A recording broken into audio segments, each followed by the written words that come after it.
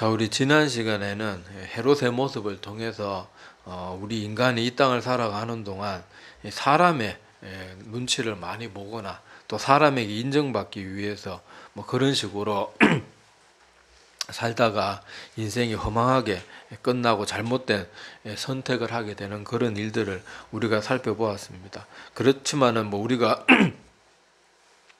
뭐 살아가는 동안 다른 사람의 신경을 아예 안 써도 된다. 뭐 독불 장군처럼 살아라.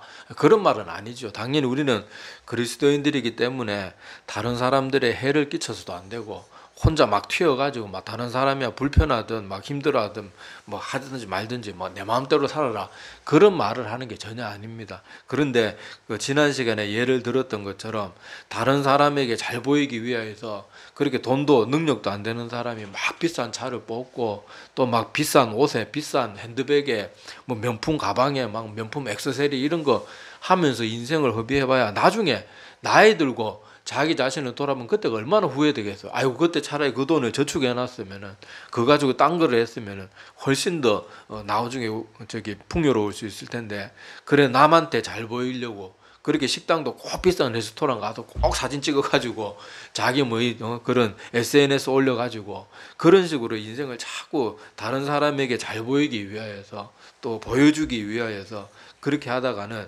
자기 인생이 계속 하나님에게 이끌려 다니는 게 아니고 사단 마귀가 딱 좋아하는 그런 삶으로 자꾸 휘둘린 거는 자기 인생을 주도해 나가는 게 아니고 그는 자기도 모르는데 휘둘리는 거예요. 그런 우리 어리석은 삶을 살지 말아야 될 줄로 압니다. 우리가 꼭 기억해야 될 것은 우리가 정말로 이 땅을 살아가는 동안 두려워해야 되고 우리가 신경 써야 될 분은 하나님이에요. 하나님. 다른 사람들은 좀 우리에 대해서 오해를 하고 뭐 날 알아주지 않고 이러는 것은 뭐 크게 중요하지 않습니다. 그렇지만은 하나님이 나를 버리고 너는 아니다 이러면 정말 그건 진짜 답이 없는 거예요. 우리가 이 땅을 살아가는 동안 항상 우리가 마음을 다해서 신경을 쓰고 그렇게 마음을 쏟아야 될 분은 바로 하나님이시라는 것을 꼭 기억하시기를 바랍니다. 자, 오늘 자, 그 다음에 이어지는 거 사도행전 12장 24절에서 오늘 13장 1절까지 읽었는데 좀 준비한 분량이 많아가지고 이게 오늘 다 할 수 있을지 모르겠어요. 하는 데까지 일단은 해보겠습니다. 자, 이렇게 헤롯은 막 그 야고보 사도도 처형을 해서 죽여버리고 베드로도 어떻게 하려고 그랬어요? 6월절 사람이 가장 많이 모이는 날 그렇게 공개 처형을 하려고 그랬는데 다행히 또 하나님께서 베드로를 옥에서 그렇게 꺼내 주셔가지고 그런 일들은 일어나지 않았는데, 자, 헤롯부터 시작해서 이 초대교회 때 계속해서 기독교를 향한 엄청난 핍박이 계속해서 있었습니다. 헤롯도 결국은 그렇게 교만 떨다가 그렇게 벌레에 먹혀 죽었다. 성경에 그렇게 기록되어 있고 실제 역사 속에서도 5일 동안 복통에 지독하게 끔찍하게 시달리다가 죽었다고 그렇게 역사의 기록에도 남아 있는데. 자, 그렇게 기독교를 많은 사람, 헤롯만 핍박했겠어요. 뭐 같은 유대인들끼리도 핍박을 하고 하여튼 가는 곳마다 핍박을 했는데 오늘 24절에 보면 어떻게 돼 있어요? 그렇게 핍박을 받아도 어떻게 됐다고요? 하나님의 말씀은 흥왕하여 더하더라. 그리고 한마디로 더 폭발적으로 부흥을 했다. 자, 그렇게 성경이 기록하고 있습니다. 자, 왜 그렇겠어요? 이 복음은 인간이 자기들이 힘으로 하는 게 아니에요. 주님의 제자들이 자기 힘으로 하는 게 아니에요. 아까 우리 지난번에도 살펴봤잖아요. 베드로가 하나님이 함께 하시지 않을 때는요, 옥에서 꼼짝없이 그냥 간수들 사이에 누워 있을 수밖에 없고, 또 그 문 두드리는데 그 꼬마 여자애가 문 열어주지 않으면 문도 열고 들어갈 수 없는 게 인간 베드로의 모습이었단 말이에요. 주님의 일, 복음을 전하는 일은 우리 인간이 하는 것 같아도 하나님께서 하시는 일이기 때문에 아무리 온 국가적으로 핍박을 하고 박해를 하고 그러더라도요, 하나님의 일은 그 누구도 막을 수가 없습니다. 우리 실제 역사 속에서도 이건 얼마든지 증명이 되죠. 자, 우리 이 고대 로마가 그렇게 온 나라가 황제부터 시작해가지고 황제들이 더 앞장서가지고 기독교인들을 잔인하게 핍박을 했잖아요. 얼마나 잔인하게 핍박을 많이 했습니까? 우리 뭐 여러분 설교 시간에 들어보거나 저도 한 번씩 뭐 설명드린 적도 있고 또 세계사 이런 거 좀 잘하시는 분들은 더 잘할 거예요. 시간 관계상 다시 다 설명을 드리기는 그렇고, 자, 하여튼 고대 로마가 그렇게 기독교인들을 철저하게 핍박했습니다. 오죽하면은 사람들이 그렇게 로마 병사들이 피해가지고 무덤으로 숨어 다니고 저 산으로 들러 그렇게 굶어 죽을지도 모르는데 그렇게까지 그렇게 도망을 다녔겠어요. 자, 그런데 그 로마 제국, 그때 당시 로마 제국은 지금 미 합중국보다 더 힘 있는 나라였잖아요. 그때 로마라 그러면요, 일반 백성들은 로마 병사만 지나가서 벌벌벌벌 떠는 그런 시국이었단 말이에요. 그런데 그 어마어마한 로마 제국이 황제가 시작해서 황제부터 막 온 국가적으로 기독교인들을 그렇게 잔인하고 철저하고 조직적으로 군사들까지 동원해서 핍박을 했는데 어떻게 됐습니까? 기독교가 박멸이 되었나요? 아니요. 오늘 여기 기록된 24절 말씀 보세요. 그렇게 헤롯을 필두로 해서 또 같은 유대인들 중에도 바리새인들, 서기관들 이런 사람들이 철저하게 조직적으로 핍박을 하고, 우리 사도 바울도 회심하기 전에 어땠습니까?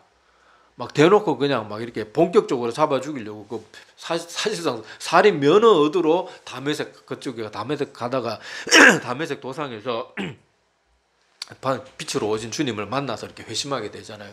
그런 핍박을 많이 당했는데 그렇게 사람들이 핍박을 하고 국가에서 나서고 군인들을 동원하고 그렇게 핍박을 해도 결국은 어떻게 됐습니까? 로마가 오히려 그렇게 핍박을 하던 로마 제국이 기독교 국가로 바뀌죠. 얼마나 놀라운 일입니까? 이게 사람이 힘으로 했다고 설명이 됩니까? 안 되잖아요. 일반 사입이나 뭐 이상한 뭐 사종교 이런 것들은 전부 일어났다가 금세 사라져 버리잖아요. 왜요? 그건 하나님이 하시는 일이 아니고 사단 마귀가 주도하는 일이니까 잠깐 반짝했다가 사라지고 또 잠깐 반짝했다고 사라지는데, 기독교는 어때요? 수천 년 역사 속에서 아무리 기독교만큼 핍박 많이 받은 종교가 있어요, 없어요? 여러분 역사 쪽 한번 공부해 보면요, 전 세계적으로 기독교를 이렇게 조직적으로 핍박하고 이렇게 기독교만큼 많이 시달림을 당한 종교가 없어요. 그 오랜 시간 동안. 그리고 기독교를 싫어하는 사람들이 그렇게 많은 그런 역사도 없고, 그럼에도 불구하고 어때요? 기독교는 점점 더 지금까지도 그렇게 폭발적으로 부흥해서 이제는 온 세계 사람들이 다 하나님에 대해서 뭐 안 믿는 사람까지도 예수님, 하나님 다 알잖아요. 자, 그런 것을 보면은 하나님의 일이기 때문에 복음은 인간이 아무리 막으려고 하고 막 왕들이 동원이 되고 군사력이 동원이 되고 온 나라가 달라들어도 막을 수 없는 거예요. 왜요? 다시 말씀드리지만 누구의 일이라고요? 하나님의 일이기 때문에. 우리 인간이 하는, 우리는 그저 그냥 하나님의 일에 쓰임받는 도구일 뿐이에요. 그러니까 목사 뒀던 사람들은 막 자꾸만 무슨 사이비 교주 떠받들듯이 우리 목사님 그러면서 막 지나치게 좀 떠받드는 사람들이, 그러지 마세요. 그냥 도구예요, 도구. 하나님이 목사라는 사람에게 준 사명이 있고, 일반 뭐 성도라고 뭐 목사보다 더 뭐 목사는 더 중요하고 일반 성도는 별로 안 중요해요. 그게 아니거든요. 절대 그런 게 아니에요. 그냥 하나님이 주신 사명이 다를 뿐이지, 자꾸 뭐 교회는 무슨 목사는 계급, 그 다음 계급은 장로, 그 다음 계급은 권사, 안수 집사, 뭐 서리 집사, 뭐 평신도, 뭐 초신자, 계급이 아니란 말이에요. 그냥 그 교회 구성하는 구성원들의 하나님께서 각자에게 맡겨주신 그런 것이지 그런 게 아니거든요. 그러니까 하나님께서 하시는 일이니까 우리는 그저 주어진 대로, 하나님 맡겨주신 대로, 사역자는 사역자대로 그렇게 주어진 일 열심히 하면 되는 거예요. 그래서 우리는 주님의 도구라는 거, 그리고 모든 일은 누가 하신다고요? 하나님이 하신다는 거. 이 중요한 원리를 잊지 말아야 돼요. 자, 우리 로마만 그런 게 아니고, 자, 우리나라도 어땠어요? 우리 실제 역사 속에 보면 우리나라도 기독교를 정말 핍박 잔인하게 했던 나라가 우리나라입니다. 사람들이 잘 모르는데 우리나라도 특히 흥성대원군 때 이럴 때 얼마나 기독교를 잔인하게 핍박했는지 몰라요. 우리 국사 시간에 병인박해라고 다들 한 번씩 들어봤을 거예요. 내용이 뭐였는지 기억 안 나죠? 기억 안 나는데, 병인박해가 1866년에서 1872년까지 6년간 기독교인들을 잡아 죽인 아주 끔찍한 그런 역사입니다. 그때 처형당해서 기록으로 남아있는 사람만 8,000명이에요. 800명이 아니고요. 8,000명. 처형당해 죽인 사람, 목쳐서 죽인 사람. 그런 사람만 8천 명이고 이 기독교 핍박을 피해가지고 그 역사의 내용들을 보면요. 여인들, 어린아이들이 저 산으로 들로 도망 다니다 죽은 사람 그건 집계 안 되는 거에 다 하면요. 이 수의 몇 배가 넘을 거예요. 6년 동안 온 나라가 뭐 어떤 사람도 흥성대원군 존경한다 이러는 사람이 있는데 그 기독교인들은 그런 엉뚱한 소리 하면 안 됩니다. 그렇게 잔인하게 자기 백성들을 하나님 믿는다는 이유만으로 그렇게 끔찍하게 죽였습니다.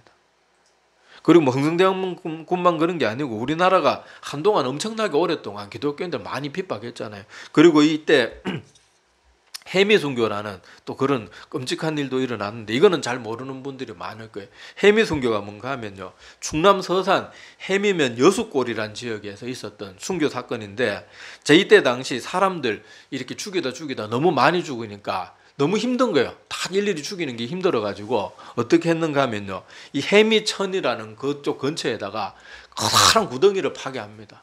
그렇게 파괴하고요. 사람 1000명, 기독교인들 1000명을 산채로 매장시켜 버렸습니다. 이런 거 우리 잘 모르죠. 이렇게 끔찍하게 우리나라도 기독교를 핍박하고 어마어마하게 나쁜 일들을 많이 했어요. 우리 알다시피 토마스 선교사님은 배에서 내리자마자 어떻게 됐습니까? 그냥 목 쳐서 죽여버렸잖아요. 참 끔찍한 우리나라도요. 참 우리가 다 몰라서 아직 발굴이 덜 돼서 그렇지 우리나라도 참 기독교인들 끔찍하고 잔인하게 참 많이 죽이고 괴롭히고 그랬습니다. 그런데 지금 결과적으로 우리나라 어떻게 됐습니까? 전 세계에서요. 우리나라만큼 교회 많은 교회가 참 나라가 없어요. 골목마다 제가 전에도 외국인 얘기해 줬잖아요. 외국 사람들이 우리나라 들어올 서양권에 있는 사람들이 우리나라 들어올 때는 막연하게 외국 사람들은 동양권 하면 뭘 떠올려요? 불교 뭐 이런 걸 막 힌두교 이런 걸 떠올리거든요. 그래서 사람들이 한국 땅에 오면은 전부 절이 있고 막 이럴 거로 생각했는데 교회 한국 그 인천공항에 내려가지고 서울 딱 들어서자마자 제일 먼저 보이는 게 뭐예요? 곳곳에 십자가 네온 사인이 특히 밤에 나오면요 막 골목마다 막 편의점 옆에도 교회가 있고 막 전부 십자가가 막 그래서 사람들이 깜짝 놀란다 그러잖아요. 우리 동양권인데 어떻게 이렇게 십자가가 많냐. 그래서 우리나라가 그렇게 잔인하게 기독교인들을 핍박하고 그렇게 여기 기록으로 남은 사람만 8,000명을 죽이고 그 외에 기록되지 않은 사람 도망다니다 죽은 사람들 아녀자들 어린애들까지도 그렇게 죽였대요. 얼마나 끔찍합니까? 그런데 그렇게 잔인하게 기독교를 핍박했던 우리나라가 지금은 전 세계에서 교회가 가장 많은 교회, 가장 많은 나라, 그런 나라가 된 거예요. 그리고 심지어 우리나라 같이 매일 새벽마다 기도하는 나라가 있어요, 없어요? 물론 개인적으로 하는 사람들이 있겠죠. 그런데 이렇게 온 교회마다 요새는 뭐 자꾸 이제 교회들도 나태해져가지고 새벽기도 없는 교회들이 저 수도권을 시작해서 점점 더 많아집니다. 특히 젊은 목회자들이 아이고 새벽기도 힘들어서 못하겠다 그러면서 안 하는 그런 교회들이 점점 많아지고 있는데 그래도 하여튼 이렇게 새벽마다 눈 뜨자마자 하나님 앞에 나와서 예배드리고 기도로 하루를 시작하는 이런 나라가 없어요. 그러니까 지금 우리나라가 어떻게 됐습니까? 그렇게 세국 정치를 하고 기독교인들을 잔인하게 핍박하고 그랬던 나라가 역사 속에서 우리 불과 뭐 저기 6.25 끝났을 때만 해도 온 나라가 자갈밭이었잖아요. 건물이라고 제대로 서 있는 건물 하나가 없고 산들은 전부 폭격에 맞아가지고 민둥산이 되어버리고 나무 한 그루도 겨울에 뭐 이렇게 떼올 나무 한 그루도 찾기 힘든 그런 나라였는데 지금 어떻게 됐어요? 지금 말이 미국, 뭐 영국, 프랑스 우리 막 선진국이라고 되게 막 옛날에 동경하고 그랬잖아요. 근데 우리나라가 지금 그런 선진국들보다 모든 면에서 뭐 경제력 아직 미국 못 따라가지만 사람들의 뭐 정신 그 뭐라 해야 되나 뭐 도덕 수준이라든지 막 지하철 가면서 막 우리 고성 방가하고 막 거기서 막 노상 방뇨하는 사람 잘 없잖아요. 우리나라는 물론 뭐 술 먹고 이상한 짓 하는 사람이 있긴 있지만은 대체적으로 이렇게 잠깐 커피숍에 가서 화장실 갈 때 핸드폰하고 노트북하고 뭐 자기 지갑 다 놔두고 가도 걱정 없는 나라가 없어요. 외국에는 잠깐 화장실 가는데도 핸드폰 다시 집어넣고 다시 가방 메고 그렇게 화장실 갔다 와야 되고 이렇게 살기 좋은 나라가 없단 말이에요. 그러니까 외국인들도 우리나라가 그냥 꿈의 나라 같다고 그러잖아요. 어떻게 한 여자가 새벽에 저렇게 밤거리를 마음 놓고 돌아다니고 새벽에 저렇게 아침에 운동 못한 사람들 그렇게 저녁에 그렇게 한강변에 뛰어다니고 이런 일이 어떻게 있을 수 있냐. 꿈만 같다고 그러잖아요. 그런 나라가 된 것이 왜 그렇게 했어요? 우리 그렇게 기독교를 핍박하던 나라였지만 그럼에도 불구하고 하나님께서 자기를 끝까지 죽음 가운데서도 하나님을 버리지 않고 순교의 자리를 묵묵하게 걸어갔던 그 그리스도인들을 하나님께서 기뻐하셔가지고 이 나라를 복을 주시니까요. 역사상 우리나라만큼 빠르게 발전한 나라가 없어요. 100년 6.25 끝난 지가 언제입니까? 100년도 안 되는 70몇 년 된 겨우 이 시간 동안 역사가 이렇게 폐허되면서 이렇게 선진국보다 더 위대한 선진국으로 된 나라가 없다니까요. 사람들이 우리 대한민국 사람들이 이거 잘 이해 못하니까 저는 어떤 외국인 역사학자 그렇게 말하더라고요. 만약에 한국이 지금 우리 한강의 기적이라 그러잖아요. 한국이 발전한 걸 누가 만약에 역사 만화로 써가지고 이렇게 그렸다 그러면 그 만화 그린 사람이 욕을 먹을, 하도 과장이 심하고 아무리 만화라도 이럴 수 있는 나라가 없다고. 우리는 근데 자꾸 우리는 맨날 여기 살고 있으니까 그게 얼마나 대단한 줄 모르는데 이디오피아보다도 못 살았던 나라예요. 그런 나라가 이렇게 단기간에 100년도 안 되는 짧은 시간에요. 다른 외국에서 막 그렇게 분유 받아 먹고 옥수수 가루 받아 먹고 밀가루 받아 먹고 다 떨어져 놓고 그거 하나라도 더 주실 게 있다고 막 그런 옷, 거지 같은 옷 그런 거 얻어 입고 그랬던 불과 몇십 년 전에 그랬던 나라가 지금 선진국들로부터 벤치마킹 당하는 그런 나라가 되었단 말이에요. 이것이 하나님께서 하신 일이 아니고 어떻게 설명이 되냐고요. 사람들은 뻑하면 우리 한국인이 근면에서 그렇다 그러는데 그렇게 근면에서 옛날에도 잘 살았어야죠. 옛날에도 맨날 중국한테 침략당하고 일본한테 침략당하고 물론 문화적으로 이룩한 것도 많고 우리나라가 외국에 침략 안 하고 그런 건 있었는데 물론 제가 우리 한국인들 게으르다 이런 말씀 드리는 건 아니에요. 그런데 우리 한국인의 그런 국민성만 가지고 설명이 도저히 안 된다는 거예요. 안 된다는 거. 그래서 우리가 여기서 보면 알 수 있듯이 하나님께서 하시는 일은요.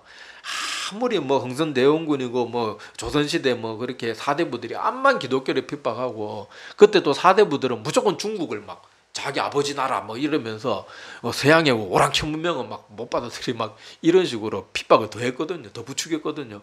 그렇지만은 그때 아무것도 모르는 우리 선조들이 하나님의 복음 그 쪽복음 누가복음 몇 장 그냥 그거 번역된 거 그런 거 얻어가지고 그거 몇 장 읽고요. 순교 자리까지 나갔다니까요. 우리는 성경 이거 전체를 갖고 있으면서 읽어라 그래도 안 읽는데 우리 조상들은요. 그거 복음서 몇 조가리 그거 읽고요. 순교의 자리까지 나갔던 사람들. 그러니까 하나님이 어떻게 이 나라를 복을 안 주실 수가 있겠냐고요. 사랑받을 짓을 하면 하나님께서 사랑을 베푸십니다. 여러분이 하나님이라고 생각하고 우리나라 이 겪었던 일들을 생각해보세요. 어떻게 하나님 내가 너희들한테 내가 내 모든 걸 다해서 너희들의 그 고통을 갚아주겠다. 그런 마음 어떻게 안 들겠냐고요. 근데 지금 우리나라 조금 배 좀 부르니까 자꾸 저 유럽 미국이 밟았던 그 기복주의 신앙 그런 것들을 받아들이고 자꾸 삐뚤빼뚤한 길로 가는데 우리라도 그래서는 안 돼요. 우리는 우리 선배들이 믿었던 그대로 오직 십자가 복음 그리고 기도 재단 쌓고 새벽 재단을 쌓고 이러는 열심히 있는 그런 모습으로 가야지. 자꾸 배부르고 등 따시고 하니까 예배도 소홀히 하고 기도도 안 하고 성경 읽으라고 날마다 등 떠밀어도 그렇게 성경도 읽지 안 하고 우리 선배들은 그 호롱불 밑에서도 성경도 요즘처럼 좋은 성경입니까? 막 좋지도 않은 성경 그거 엄마 아빠 읽던 거 또 물려받아가지고 다 떨어진 그런 성경도 한 자라도 더 읽으려고 그 어두침침한 호롱불 밑에서도 성경 읽고 이랬는데 우리가 이래서는 안 돼요. 하여튼 간에 하나님께서 하시는 일은요. 이처럼 아무리 인간 사회가 온 국가가 달라들어서 그렇게 박해를 하고 그렇게 막아도 하나님의 일은 절대로 인간이 막을 수 없다는 것을 꼭 기억을 해야 됩니다. 자, 그 다음에 25절에 보면은 여기 마가라고 하는 요한 그러면서 자꾸 성경 우리 복음서나 사도행전을 보면은 사람들의 이름이 한 명인데 자꾸 이름이 두 가지씩 등장하는 것을 여러분들이 조금 주의 깊게 보면 많이 발견이 될 겁니다. 자, 그래서 왜 자꾸 이렇게 두 가지 이름을 가지고 있는가 하면은 자, 여러분 유대인들 그 이스라엘 지역이 여러분들이 오늘 말씀 듣고 가서 스마트폰이나 컴퓨터 키고도 한번 검색해 보세요. 이스라엘 지도 이렇게 하면은 이스라엘 위치가 어디 있는가 하면요. 아프리카가 있고 그 사이에 조그만한 다리처럼 그렇게 또 이스라엘이 있고 그 다음에 중동 지역 팔레스타인 지역이 붙어 있거든요. 그러니까 유대 지역은요. 온 문화권이 거기를 이렇게 거쳐가는 다리 역할을 하는 그런 위치에 있단 말이에요. 그러니까 여러분 알다시피 이스라엘 백성들은 지금뿐만 아니라 옛날에도 이국 땅에 많이 흩어져 살았고 또 옛날에 또 바벨론 포로로도 잡혀가고 막 이런저런 복잡한 역사 또 주변의 지리적인 여건 이런 것들 때문에 국제사회에서 그냥 같이 섞여 살 수밖에 없었어요. 그래서 사람들이 보통 이름을 두 가지를 갖고 있는 경우가 많았습니다. 그러니까 헬라식 이름, 그러니까 헬라식 이름은 그때 당시 로마 제국이 지배를 하고 있었지만은 로마 제국이 지배하고 있어도 로마 제국도 사실상 헬라 문화를 흡수했거든요. 그러니까 헬라 문화권 가운데 있었고 또 히브리, 자기들의 뿌리는 어디예요? 히브리 이스라엘이잖아요. 그래서 두 가지 이름을 보통 갖고 있었습니다. 그러니까 지금 이 시대로 우리가 비교를 하자 그러면은 제가 만약에 미국으로 유학을 갔다.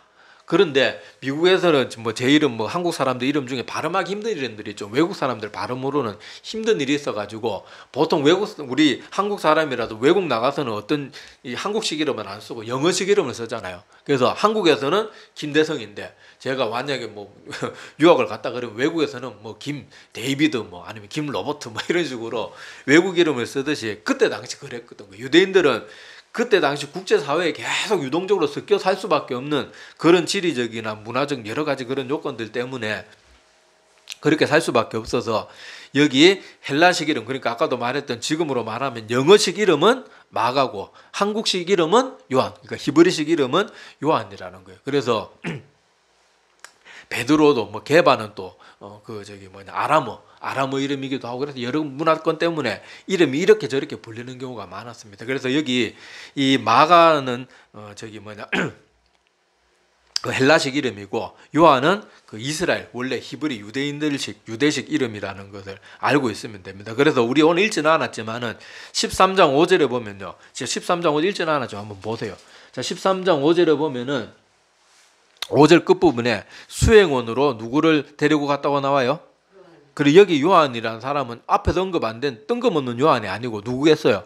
마가를 말합니다. 마가. 그래서 이런 것들을 기억해 두시기를 바랍니다. 그래서 우리 옛날에는 하여튼 이런 식으로 여러 가지 이름을 갖고 있었던 사람들이 문화적인 여러 여건들 때문에 많았다는 거 그렇게 기억하면 좋겠습니다. 그래서 이런 것들 사도 바울도 그렇잖아요. 사울은 히브리식 이름이고 바울은 그러니까 영어권에서는 폴이라고 그러죠. 그래서 헬라식 이름 그런 식으로 이름을 보통 2개 이상씩 그렇게 가지고 있었다는 것을 우리가 좀 눈여겨보면 되겠습니다. 자, 오늘 특히 중요한 거 13장 1절인데 오늘 시간이 너무 많이 가서 요 13장 1절은 다음 시간에 볼 텐데 먼저 줄거리만 말씀드리면은 13장 1절을 통해서 이 초대교회 구성원이 굉장히 다양하다는 것을 알 수가 있습니다. 자, 그거는 자세한 설명은 다음 주에 또 말씀을 통해서 나누도록 하겠습니다. 기도드리겠습니다.